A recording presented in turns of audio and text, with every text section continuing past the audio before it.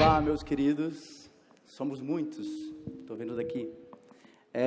Primeiramente, queria dizer que é uma honra, me sinto muito privilegiado de poder participar desse evento e palestrar, dividir palco com pessoas tão importantes. E gostaria que agora que todos vocês estão sentados e acomodados, eu gostaria que vocês se levantassem. Rápido, porque a gente tem pouco tempo. Eu gostaria que vocês se levantassem porque quem está sentado está acomodado e nós vamos falar sobre liderança aqui nesse palco. E gostaria que vocês simplesmente dessem uma salva de palmas para a organização desse evento que está incrível. Podem se sentar, era só isso. Eu não vou fazer uma dinâmica depois da feijoada que vocês comeram, fiquem tranquilos. Tá bom. Então, meu nome é Anderson Gomes da Silva. Algumas pessoas me chamam de Gomes, outras de Anderson Silva, Spider Silva. Certo? It's time. Atualmente eu sou Head de Design na Use. A Use é uma plataforma online de venda de seguros da Caixa Seguradora. Nós somos referência em InsurTech no Brasil. E eu vou compartilhar um pouquinho aqui da experiência que eu tive como líder de design nos últimos anos. E espero que vocês gostem. Então, para compartilhar, eu vou começar... Tá dando eco aí? Vou vir mais para cá. Tá. Para compartilhar, eu vou começar por uma jornada da carreira de um designer. Se vocês se identificarem com algum step dessa jornada, vocês, no final, levantem a mão, beleza?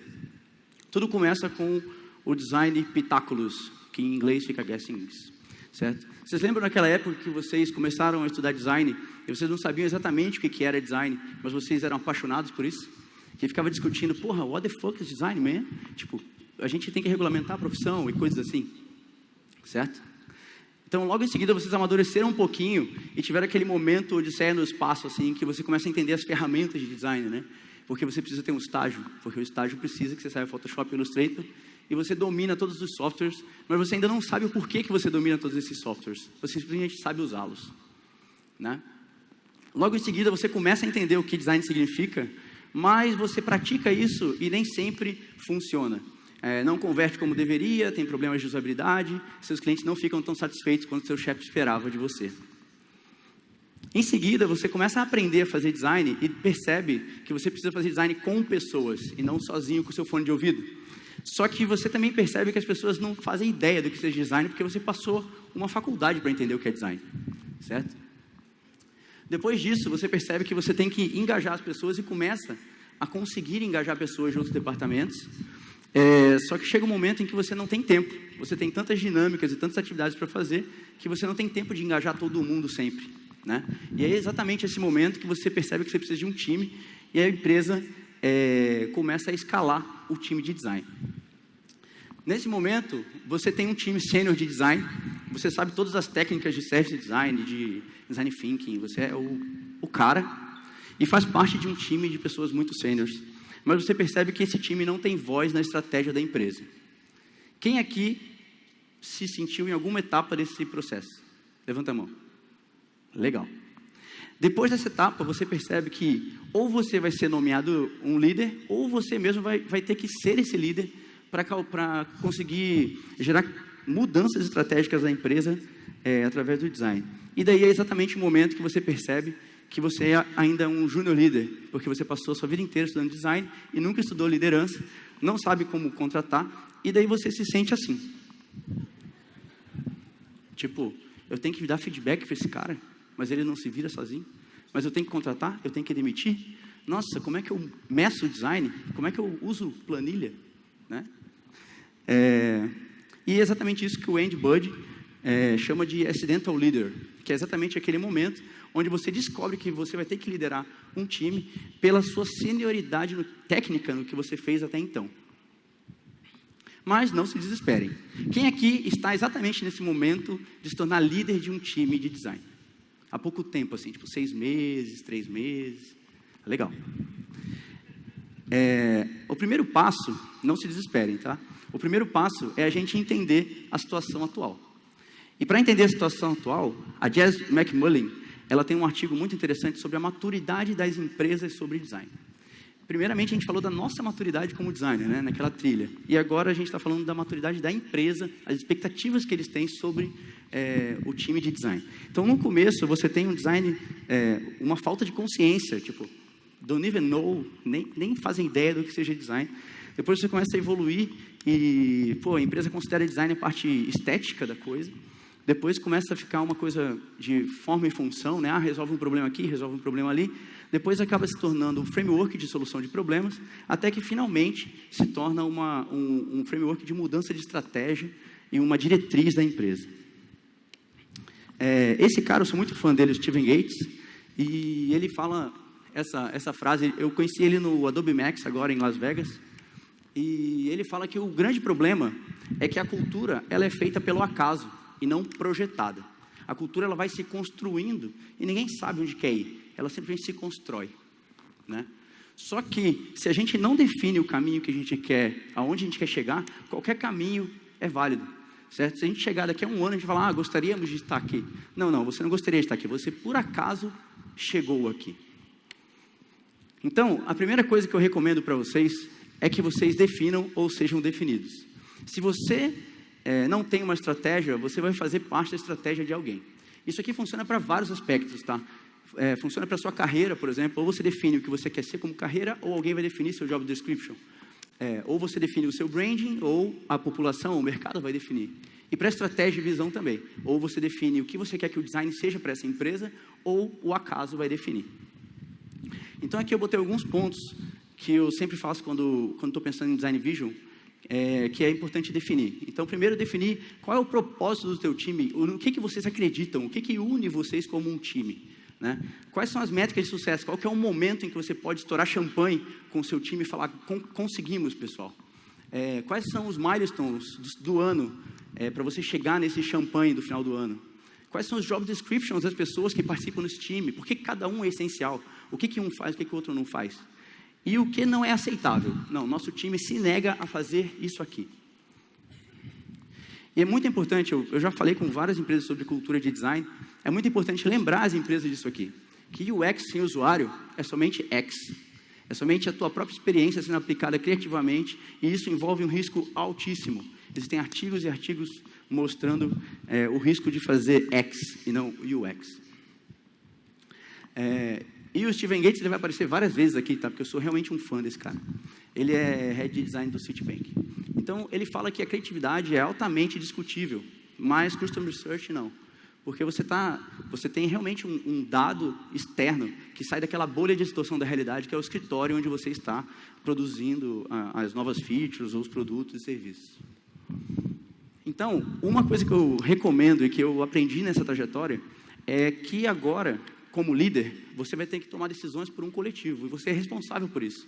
Então, o primeiro passo é você se livrar das suas decisões egocêntricas, certo? Existem dois tipos de decisões egocêntricas, as próprias, ou seja, eu vou decidir isso aqui pela minha carreira, pelo meu aumento, pelo meu futuro, pessoalmente, e as decisões egocêntricas do departamento, em que a gente começa a gerar um silo e fala, não, design é quem manda, design é que faz aquilo. Então, a primeira coisa é fazer exatamente um desapego dessas questões egocêntricas. E lembrar que design não é um departamento, design é um comportamento, certo? Isso aqui tem no livro do Facebook, o Belman vai palestrar daqui a pouco aí sobre isso. E a primeira mudança que tem que acontecer é a sua própria mudança. Você, como líder, vai se tornar um exemplo e muitas pessoas vão se espelhar em você, quer você queira ou não. Então, os seus maus comportamentos e bons comportamentos serão replicados pelos seus liderados e pelas pessoas que te admiram, seja pela posição que você ocupa ou pelo que você faz pela empresa. E para evoluir continuamente, você tem que entender o que é receber um feedback e realmente levar um feedback a sério e não de forma pessoal, certo? Existiram várias pessoas na minha vida, na minha carreira, que me deram feedbacks duros, mas foram importantíssimos para a minha mudança e para me tornar um líder melhor. E fazendo isso, como as pessoas vão se espelhar em vocês, elas também os seus liderados também vão começar a abraçar feedbacks melhor do que antes. O John Maeda, ele sempre fala, eu tenho que continuamente chocar o meu sistema para perceber que eu ainda estou vivo. Você entende o que é isso? É você, ir de frente, assim, como um carro num muro, assim, atrás dos seus problemas, do que está ruim, sabe? Procurar feedback. Por favor, me mandem, o que você acha? Pedir feedback anônimo é um atalho da evolução, tanto do seu time quanto o seu, da sua carreira. É importante lembrar que fazer design é fazer mudanças. Normalmente a gente pega um problema e algo precisa mudar para chegar numa solução. E essa mudança muitas vezes tem que ser promovida por você. E por design ser mudança, liderança não é opcional. Não é opcional, gente. Se vocês vão liderar um time ou se não vão liderar, tanto faz. O Andrew falou hoje de manhã que todos vocês são líderes, porque vocês são designers que vão promover mudanças. Certo? Independente se vocês vão liderar pessoas, vocês vão liderar mudanças. Então, existe uma diferença básica, assim, isso tem em todos os livros de leadership, tá? A diferença entre lead e manage, gerenciar e liderar. Liderar é realmente fazer mudanças, disrupções, é inspirar pessoas para ir para outro caminho. Tipo, vamos todos para lá, sabe? E controlar, que é manage, significa controlar, significa deixar como está, manter sob controle, certo? Existe uma diferença crítica entre essas duas coisas. E é importante você saber, desde já, que você vai ter que fazer as duas coisas se você for liderar pessoas.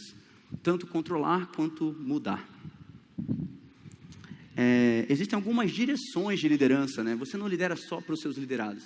Você lidera para cima, você lidera para baixo e você lidera para fora, certo? Liderar para cima, a nível executivo, é totalmente diferente de liderar seus liderados internos e inspirá-los à mudança. Liderar para fora significa você ter influência sobre outras áreas, participar de projetos cross dentro da empresa e mudar a cultura dentro e fora da empresa. Então, fornecedores externos como agências, comunidades como essa, fazem com que o design se torne cultura na use também. Não só para explicar, certo? Existe um livro que eu gosto muito porque ele é pequeno e direto. Esse livro do John Maxwell, Como Pessoas de Sucesso Lideram. São tipo 100 páginas, recomendo a todos, custa $10, tá? Ele estrutura a liderança em 5 níveis. O primeiro nível é o nível onde você tem uma posição, ou seja, você foi nomeado, você tem um rótulo de líder, mas você não necessariamente quer estar ali ou deveria estar ali, certo?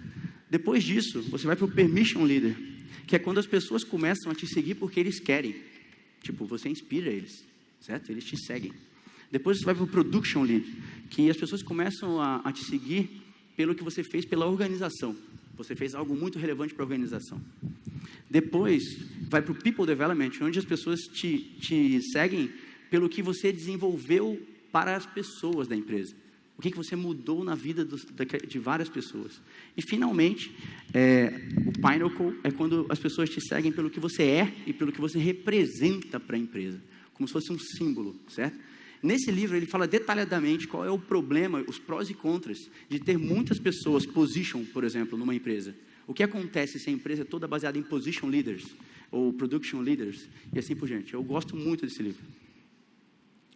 Outra coisa importantíssima é não se torne um hypo. Você provavelmente vai ganhar mais do que seu time, mas isso não significa que a sua opinião é a última, certo? Hypo é highest paid person opinion. Tipo, a opinião da pessoa mais bem paga, certo? É muito comum você ter que lidar com isso diariamente. E, como designers, nós temos que lutar contra essas decisões criativas vindas de executivos que geram uma histeria e um descontrole total na empresa. Quem de vocês já passou por isso? Tipo, o executivo sonhou que aquilo estava ruim e, de repente, toda a empresa estava igual galinhas loucas, assim. Ah, meu Deus, temos que fazer isso agora. Por quê? Né? Sabe-se lá por quê. Então, é importantíssimo você, como um líder de design, perguntar o porquê. Isso é um fato ou uma opinião? Certo? Independente do nível com quem você está falando, você tem que fazer essas perguntas, porque isso é papel. O seu papel como designer é esse. Outro ponto importante é você entender e balancear o seu time, equilibrar o seu time, certo? Lá na Use a gente tem uma estrutura parecida com essa, mas isso aqui não é um gabarito, tá? Isso é como funcionou na Use e a gente está testando ainda. Não copiem igual o squad do Spotify lá, tá bom? Não copiem, pensem por vocês mesmos no contexto de vocês. Mas é muito comum essa estrutura. Mas o mais importante dessa estrutura está entre aqueles círculos, que é você ter essa estrutura e permitir que as pessoas tenham o poder de tomar as próprias decisões, certo? E Stephen Gates diz mais ainda, que se você não estiver pronto para falhar, você dificilmente vai ter algo original. Então, você tem que dar permissão de fazer e permissão de errar, certo? Mas meu time vai ficar falhando o tempo inteiro? A grande falha é você não aprender com as suas falhas, certo? Não é porque você falhou que você é uma falha completa. Se você falhou e aprendeu, você está evoluindo. E é isso que importa. A empresa tem que dar espaço, tanto de tempo quanto de dinheiro, para você e seu time poderem falhar. E se não der, você tem que correr atrás e perguntar os porquês. Lá na Use, a gente fez um estudo de technical skills para ver como é que estava o nível dos designers, né, as senioridades técnicas do designer. Agora a gente vai rodar uma versão 2 dessa. Isso aqui é um dos designers da Use, certo? E daí a gente colocou uma sobreposição para saber mais ou menos como é que está o nível técnico das pessoas da empresa. E essa linha vermelha é a média do chapter, certo? E eu uso bastante esse gráfico para direcionar treinamentos. Então, eu sento com cada liderado e falo, cara, você quer ser especialista nisso ou você quer ser generalista? Você quer ser generalista? Então, você vai sair da zona de conforto e vai lá aprender Excel. E você vai lá aprender Big Data. E você vai lá aprender IoT. E você vai lá aprender a facilitar a dinâmica. E assim por diante. Esse aqui é o time atual da Use. Falta a Camila. Levanta o braço aí, Camila. Camila está ali, para quem não conhece. Mas essa é a composição atual. E é isso que eu falei, ó, de dar poder para que eles decidam. Eu, como head designer, não sou o cara da canetada que aprova ou reprova coisas. Eu tenho que empoderá-los, eu tenho que tirar tudo que está na frente deles para que eles sejam o melhor, certo? Se eles têm um empecilho, cara, eu quero fazer isso, mas não tenho budget, eu sou responsável por conseguir isso. Eu quero fazer isso, mas não temos a ferramenta, eu sou responsável por conseguir isso. E assim por diante. Então, aqui tem duas dinâmicas, né, que a gente faz, duas rotinas, mas tem várias, tá, durante a semana. Que ajudam a gente a manter a consistência do app mobile, por exemplo, e a ir um pouco além do que está sendo proposto nos squads. Acho que todo mundo já viu essa tríade, né? É muito comum nas startups, e é muito comum também a gente associar que design está aqui no meio, né? No user needs. Do tipo, user needs é coisa de designer e tal. Mas é importantíssimo você lembrar que o design não está ali no meio. O design tem que conectar e costurar essas coisas, porque a user needs é só uma faceta do problema, existem N facetas do problema. O design tem que ter uma visão tridimensional do problema para tomar decisões relevantes e sistêmicas, certo? E por isso, eu acredito muito que designers são os próximos facilitadores de solução de problema. É importantíssimo você saber lidar com um grupo grande, porque os problemas atuais não são simples o suficiente para você resolver da sua mesa. Não adianta você botar o fone de ouvido, você não é um gênio. Isso é importante você saber. Antes de tudo, você vai precisar de pessoas para resolver problemas em 2017. E para isso você vai ter que facilitar, permitir que pessoas que falam pouco se expressem, permitir que pessoas que nunca dão opinião estejam junto. E para isso é importantíssimo você abrir a caixa preta do design. O design é uma caixa preta para muitas outras profissões, as pessoas não fazem ideia do que a gente faz, gente. E uma iniciativa que a gente teve na Use, eu acho que todos vocês receberam, foi o Handbook, Problem Solving Handbook. A gente criou esse livrinho com 30 métodos usados por design, não são métodos de design, não são métodos que nós inventamos, tá? São métodos que nós já usamos. E a gente não chamou ele de Design Handbook para que não parecesse coisa de designer, certo? A gente queria deixar bem claro que isso resolve qualquer tipo de problema, existem vários tipos de problema. E a gente queria que developers usassem isso, que psicólogos usassem isso, que qualquer RH usasse, qualquer área utilizasse. Ele tem todo um material online para você... Ele já é feito numa estrutura que você pode colar os post-its pequenininhos ali, em cada canvas, né? A gente transformou os métodos em canvas. Mas se você quiser fazer isso junto com o seu time, numa dinâmica, você pode baixar um material online, handbook.use.com.br, e imprimir em tamanho grande, lá tem as imagens disponíveis. Agora falando um pouquinho de métricas, né? Nem tudo que é mensurável vale a pena, e nem tudo nem tudo que conta pode ser contado. Não, nem tudo que vale a pena pode ser contado, pode ser medido, e nem tudo que é medido vale a pena. Deu um pequeno bug no meu cérebro aqui agora. Mas Albert Einstein inventou isso, então não tem problema, né? Uma métrica, um framework de métricas que a gente está utilizando no Google é o HEART. Quem aqui já ouviu falar desse framework? Legal. O Google Ventures inventou esse framework de várias dimensões de métrica para você conseguir medir UX e o impacto de design na sua empresa. Recomendo muito que vocês estudem isso. E no Handbook tem um dos canvas que fala sobre o HEART, tá bom? Não vou entrar em detalhes. E eu estava agora no evento da Adobe lá em Las Vegas e eu assisti uma palestra desse cara, que eu não sei falar o nome dele, da Baidu, e ele recebeu uma pergunta de um C-Level, assim, tipo, como que designers não sabem Excel, cara? Todo mundo sabe Excel, certo? Então, se você está falando de métricas, cara, inevitavelmente você vai ter que bater no Excel. Então, aprenda pequenos tricks de Excel, é o mínimo, cara. As pessoas de design praticamente têm meu Deus, eu vou ter que fazer esse Excel. Não, quebrem essa barreira dentro de vocês e vão para frente. Outra métrica que a gente tem são métricas de processo lá na Use. Então, quinzenalmente eu faço one-to-one com os meus liderados e a gente tem diversas etapas de processo, né? E eu sempre vou checando com eles. Cara, você conseguiu fazer teste de usabilidade? Você conseguiu prototipar? Você conseguiu compartilhar? E eles vão botando X onde eles fizeram e interrogação onde não fizeram. Qual é a vantagem disso? A vantagem é que a cada trimestre eu consigo saber aonde estamos doentes. E nesse caso deu para ver claramente que nós estamos doentes em validação, certo? E também consigo ver caso a caso se um designer está tendo dificuldade com o próprio time. Então, no caso, aquele designer lá que começa com várias interrogações, estava tendo problemas com o Product Manager, que não vinha briefing e o cara só prototipava. Então, tipo, esse tipo de detecção de problemas holisticamente é muito importante para você como designer. Liderança, muitas vezes, não é decidir o que fazer. É decidir o que você vai parar de fazer para começar a fazer outra coisa, certo? É uma decisão constante. Diariamente eu lido com isso. O que eu vou parar para fazer essa coisa importante, certo? E tem um livro muito bom que fala sobre isso. É um livro de business que todas as pessoas que têm startup, eu acho que já leram, que é The Hard Things About Hard Things. O Ben Horowitz, ele fala que as coisas difíceis são aquelas que você não sabe a resposta e não existem receitas de bolo para descobrir essas respostas. As coisas difíceis são aquelas em que as suas emoções conflitam com a sua razão e que você não pode pedir ajuda sem mostrar fraquezas. Imagine que você sabe que alguém vai ser demitido. É um conflito entre emoção e razão. É uma coisa que não tem uma receita de bolo e você não pode, muitas vezes, compartilhar sem mostrar uma fraqueza. É só para vocês terem um exemplo, assim. Acho que isso acontece em várias situações, tá? Mas eu recomendo muito esse livro. Como líder, naturalmente você vai ser uma pessoa ocupada. Naturalmente. Mas seja ocupada fazendo mudanças e não dando desculpas.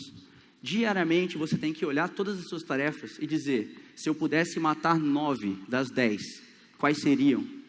Qual é a mais importante para fazer hoje e agora?